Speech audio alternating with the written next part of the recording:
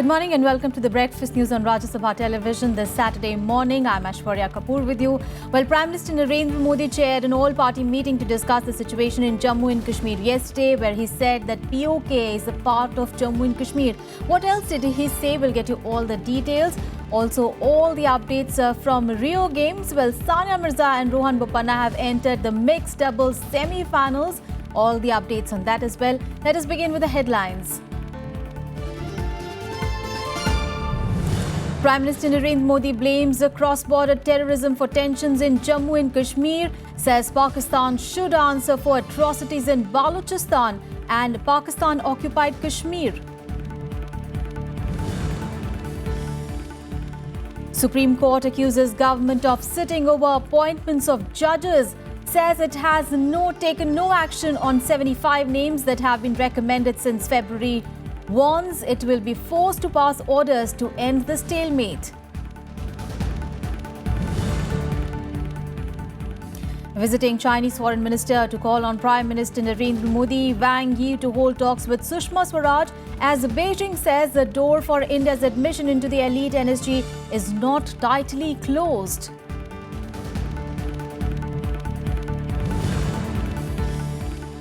US says the leader of Islamic State in Afghanistan and Pakistan killed in drone strike last month, died in a US drone strike last month. Hafiz Saeed believed to have been behind the organizing Islamic State in Afghanistan.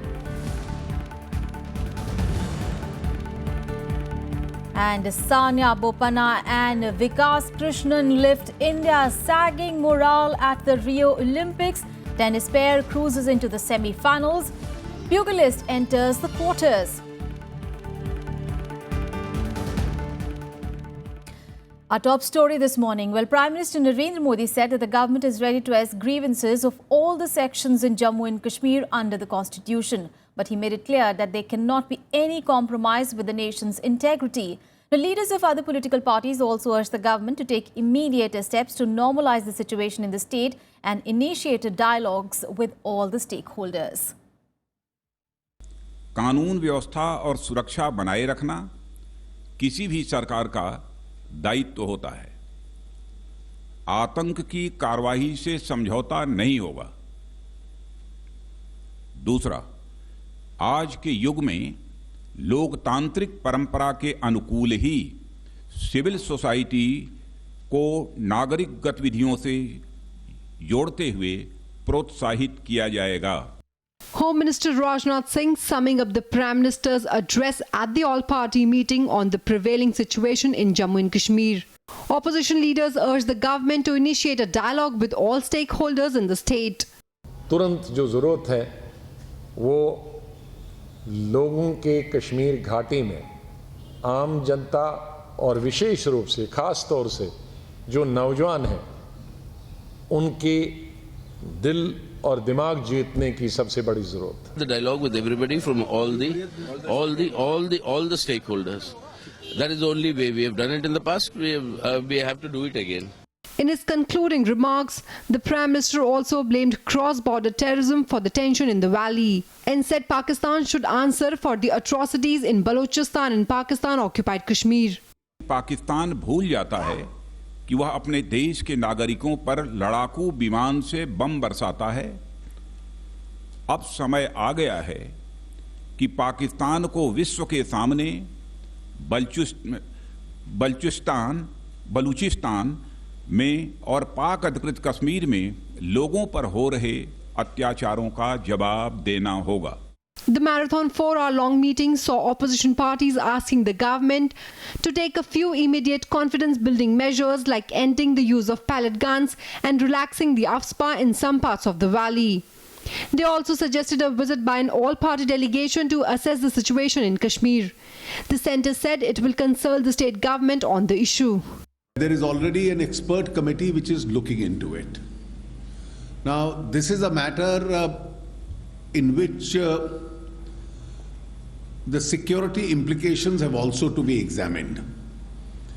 And therefore, it's only after the expert committee comes out with its opinion, including alternate options, that the government would be in a position to decide the issue. Along with the Prime Minister and senior ministers, the all-party meet was attended by leaders from all political parties, including former Prime Minister Dr. Manmohan Singh. With Nav Vikram Singh and Akhilesh Suman, Vishal Deya's report for Rajya Sabha TV. Meanwhile, hours after Prime Minister Narendra Modi's statement on Balochistan and Pakistan-occupied Kashmir, the Jammu and Kashmir unit of the BJP called for moral, political and financial support to the freedom movement in POK. Now, welcoming the Prime Minister's remarks that POK is a part of Jammu and Kashmir, Anil Gupta, the BJP spokesperson, claimed that the POK has been seeking freedom since the results of the recently held elections were declared. He claimed that the polls were rigged and spontaneous protests were being held in several parts of POK. He also welcomed the statement of the Prime Minister that Pakistan needs to be exposed globally by highlighting its atrocities in POK and Balochistan. He also said that by stating that talks will be held with all the stakeholders on Kashmir, Modi has allayed the fears of the people of Jammu and Ladakh. Meanwhile, Pakistan plans to invite India for a dialogue on the Kashmir issue. Now, this was stated by Pakistan Prime Minister's advisors on foreign affairs, Sartaj Aziz. India has insisted that it would discuss only Pakistan-occupied Kashmir or POK with Islamabad. Now, Sartaj Aziz said that at the Pakistan's envoys conference held between 1st to 3rd of August, it was decided to invite India for a dialogue on Kashmir. He also said that the conference emphasized that Pakistan should continue to extend full diplomatic, political and moral support to the Kashmiris' movement for self-determination.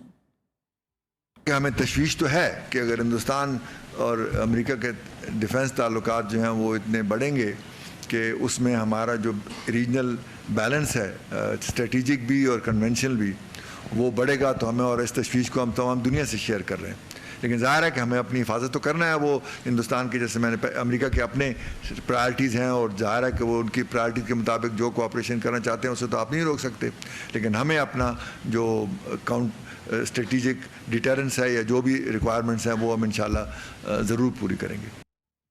Meanwhile, more news from Jammu and Kashmir. A magistrate, an SSP and 3 other police officers were among 47 people injured on Friday as the stone pelting incidents spilled over from Kashmir to Jammu region where violence took place in the Doda district.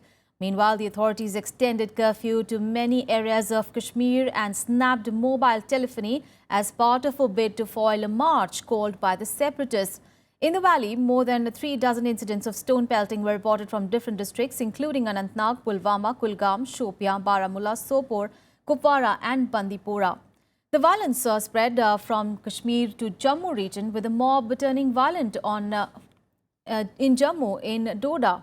Now, the over 35-day unrest has claimed 55 lives so far. The separatists have announced a referendum march today and tomorrow, asking people to relocate to Srinagar's historic Central Square Lal Chowk. They've also extended their shutdown call up to 15th of August. Meanwhile, in related news, on the last day of the monsoon session of Parliament, the Lok Sabha unanimously passed a resolution on Kashmir, with members appealing for urgent steps to restore peace in the valley. The members asserted that there can be no compromise with the country's integrity and security. On the last day of the monsoon session of Parliament, opposition parties in Lok Sabha demanded that the House pass a resolution on Kashmir, where the situation is turning complex and worsening by the day. मैं चाहता हूं, आपसे appeal करता हूं कि सर्वसम्मति से एक प्रस्ताव इस सदन में हो कि सारे देश के जनता को भी ये मालूम हो कि ये पूरा सदन एक है और कश्मीर के विषय में सभी का एक ही राय है और वो जो है और वहाँ पर शांति स्थापन करने के लिए किस किस ढंग से क्या काम करना चाहिए, इसके बारे में अगर सरकार एक सर्वसम्मति से रेजोल्यूशन पास कर दी इस सदन से, ये अच्छी होगी. तो इसीलिए मैं आपसे अपील करता हूं कि सरकार इसको रेस्पॉन्ड करे. Home Minister Rajnath Singh promptly agreed to Kharge's demand. Jammu Kashmir के संबंध में जिस प्रकार के प्रस्ताव की बात हमारे श्रीमान खड़गे जी ने कही है, इसी प्रकार का प्रस्ताव एक मैंने प्रस्तुत किया था राज्यसभा में और राज्यसभा ने सर्वसम्मति उसे पारित किया है. वहाँ की जनता से अपील की है वहाँ पर पीस और नॉर्मलसी को रिस्टोर करने के संबंध में, और जो भी खड़गे जी ने प्रस्ताव रखा है उससे मैं पूरी तरह से सहमत हूँ। Speaker Sumitra Mahajan read out the resolution after opposition parties urged her to propose it in the House. That this House expresses its serious concern over the prolonged turbulence, violence and curfew in the Kashmir Valley, conveys its deep sense of anguish and concern over the loss of lives and critical injuries caused by the deteriorating situation. This House is of the firm and considered view that there cannot be any compromise on unity, integrity, and national security.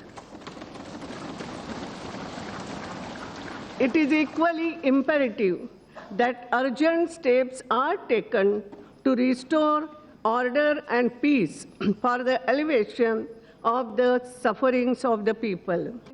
The resolution appealed to all sections of the society in Jammu and Kashmir to restore confidence among people in general and youth in particular. This House earnestly appeals to all sections of the society in Jammu and Kashmir and India also, I can say, the whole India, to work for the early restoration of normalcy and harmony. And now this House unanimously resolves to restore the confidence among the people in general and youth in particular. I hope the House agrees to this.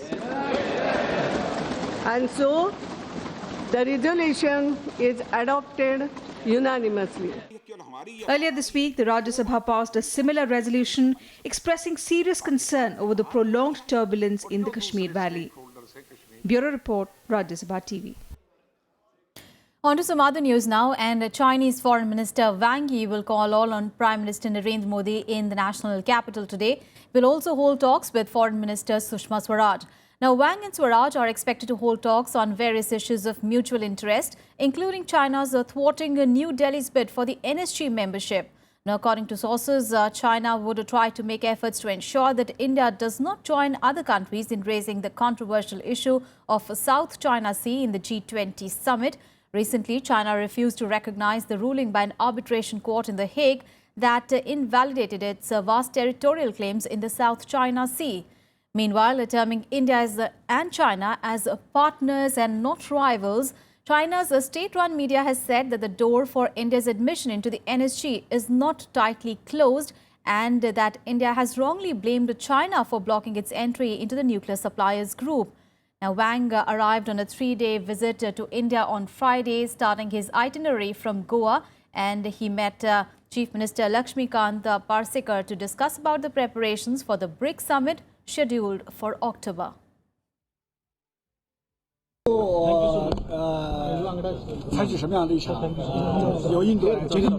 It is up to India to decide what position to take. During the visit, the two sides will discuss various issues of mutual interest, including the upcoming multilateral meetings, namely G20 summit being held in China and the BRICS summit being held in India.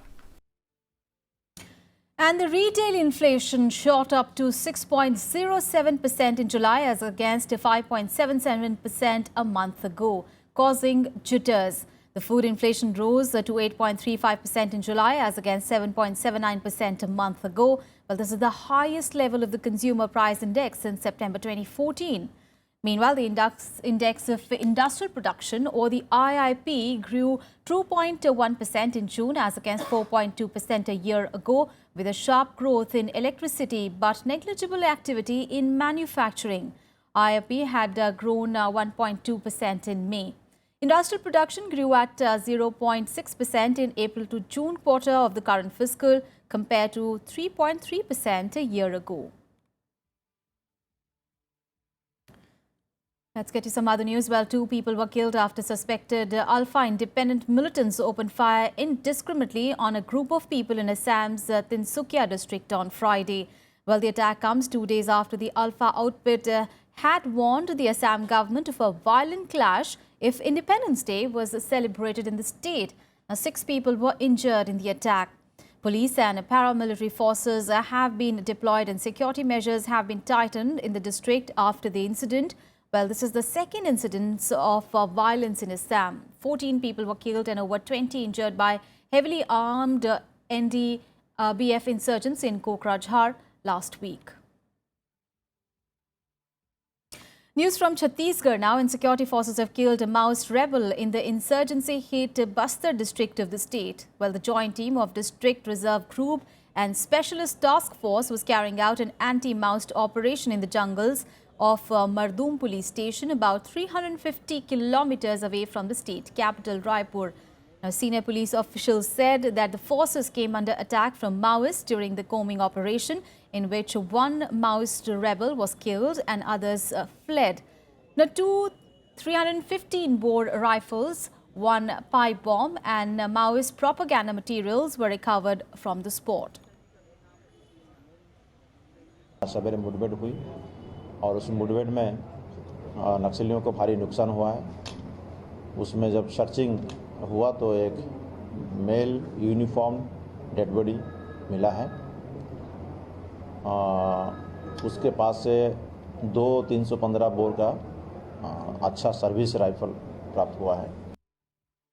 And in Breakfast News, we'll take a very short break. Up next, we'll get you all the news from the Rio Games. Some good news coming India's way. We'll get you all the updates. Stay with us.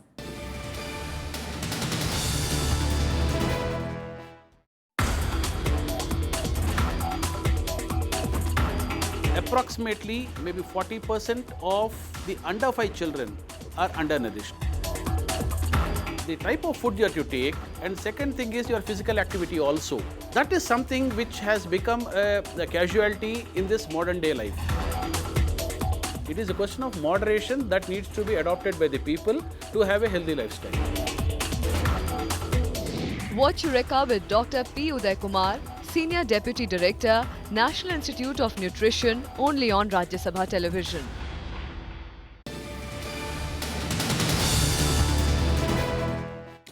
Welcome back after the break. Now, the Supreme Court yesterday lashed out at the government, accusing it of sitting over judges' appointments. Now, a 3-judge bench led by Chief Justice T.S. Thakur told the government that since February this year, 75 names had been recommended for the posts of High Court judges, but none has been approved. Now, Justice Thakur asked the Attorney General Mukul Rohtgi if the centre was deliberately trying to bring the judiciary to a grinding halt by not appointing the judges. He even warned that if the government did nothing, the top court would be forced to take it up and clear the logjam. The Attorney General, however, assured the court that he would take up the matter at the highest level and get back on the status of the list by 13th of September.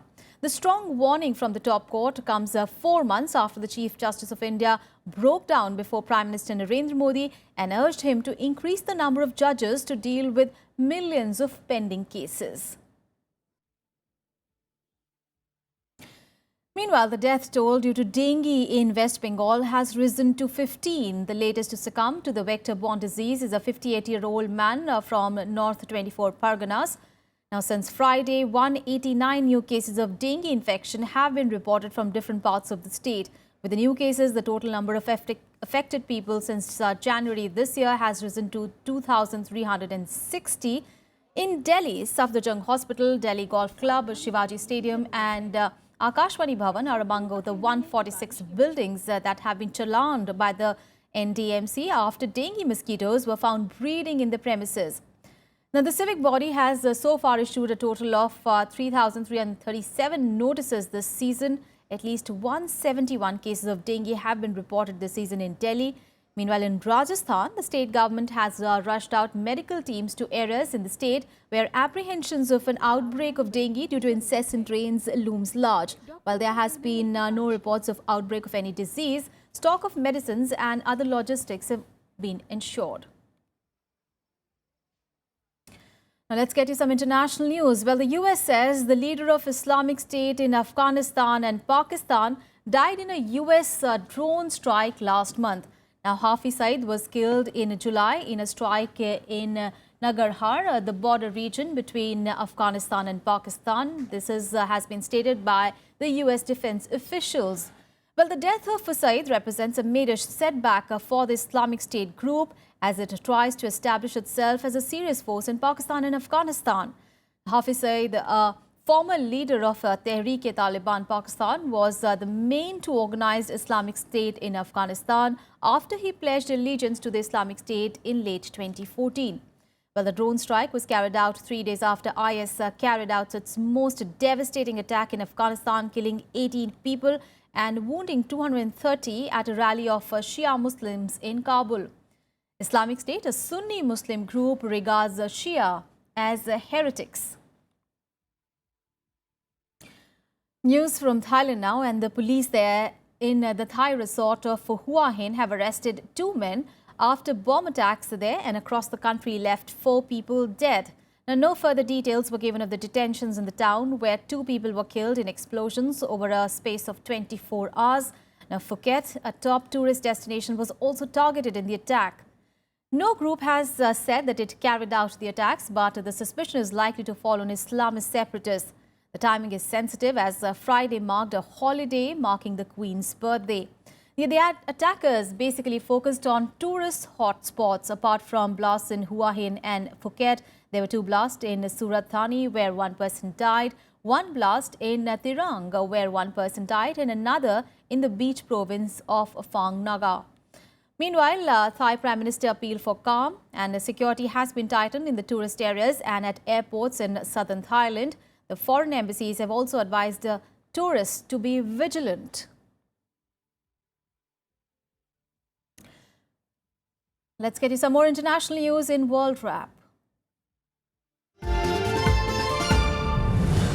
Kurdish and Arab fighters say that they have liberated the North Syrian town of Manbij from the Islamic State. They were backed by the US airstrikes. The coalition of militia say that they freed 2,000 civilians being used as human shields on the final day. Islamic State had captured Manbij close to the Turkish border 2 years ago. Roads to Syria's embattled city of Aleppo and to the IS capital Raqqa pass through the town.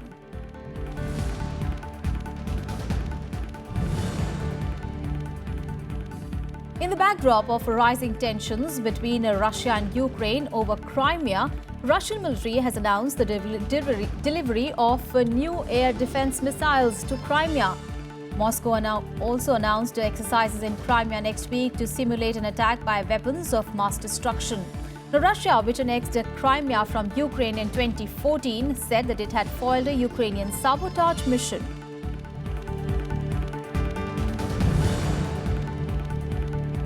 Bangladesh police have arrested 5 members of Jamaatul Mujahideen for their involvement in the Dhaka cafe attack last month.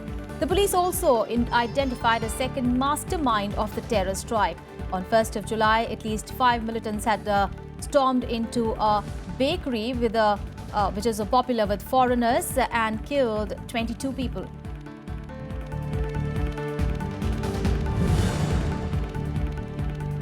Making a U-turn, Republican presidential nominee Donald Trump has said that his remarks that President Barack Obama and Hillary Clinton were co-founders of Islamic State was merely a sarcasm and blamed the media for misunderstanding it. Now, Trump tweeted that the media was missing his sarcasm.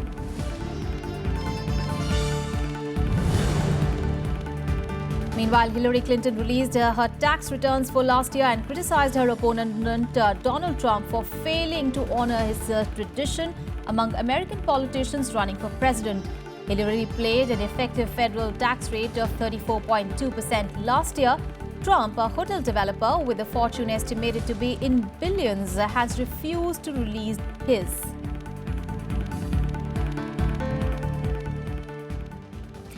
And now news from the Rio Olympic Games. Well, India lifted its sagging morale as Sania Mirza and Rohan Bopanna cruised into the semi-finals, while pugilist Vikas Krishnan also advanced to the quarter-finals on a day where shooters, archers, shuttlers and track and field athletes suffered reverses on day 7 at the Rio Games.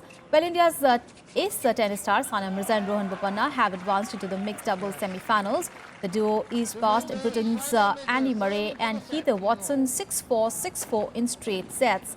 One more victory will ensure India a silver medal, and a defeat in the semi-finals would give Sania and Bopanna a chance to fight for the bronze.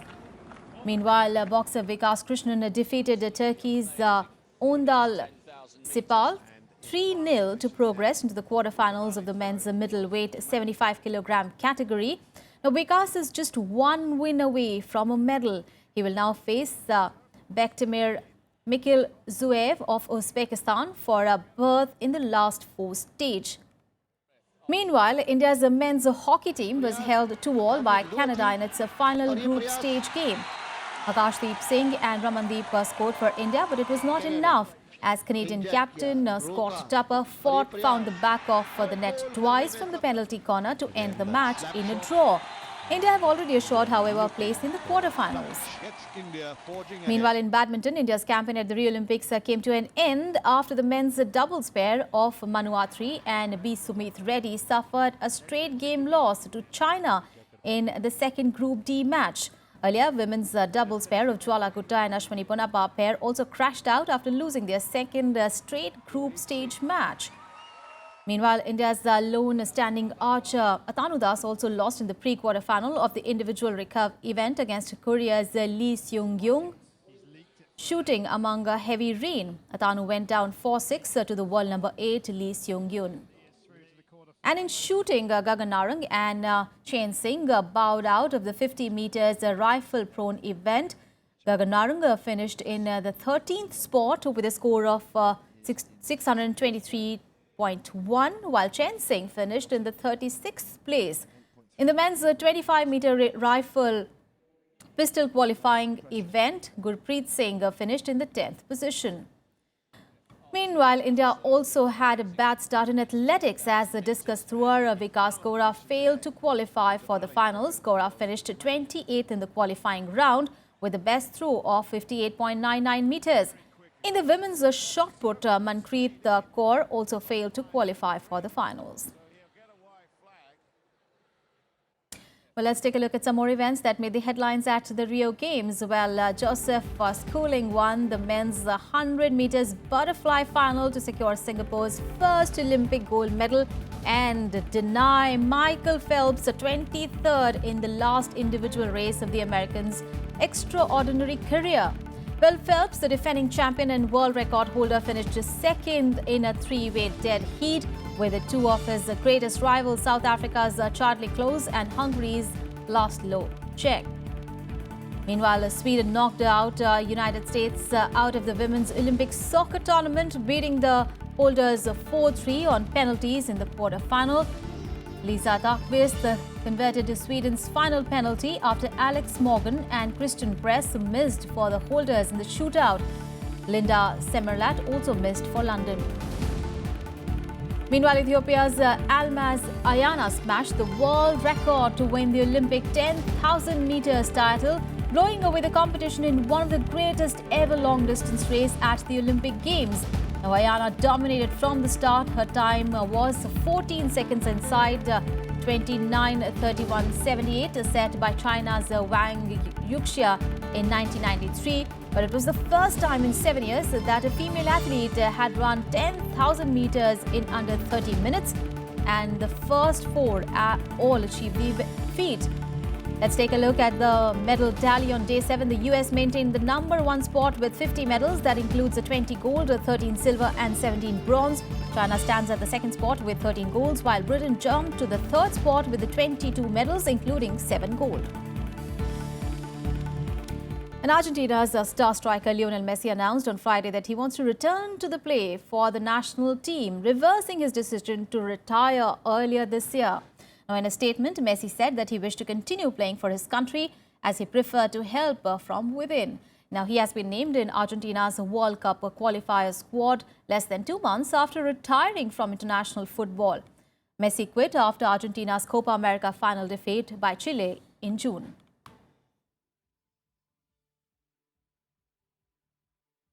Moving on to some cricket news, and India revived their victory prospects following the third-day washout by dismissing the home side for 225 runs on the fourth day of the third test in St. Lucia on Friday. That's all in this edition of news. Thanks for watching.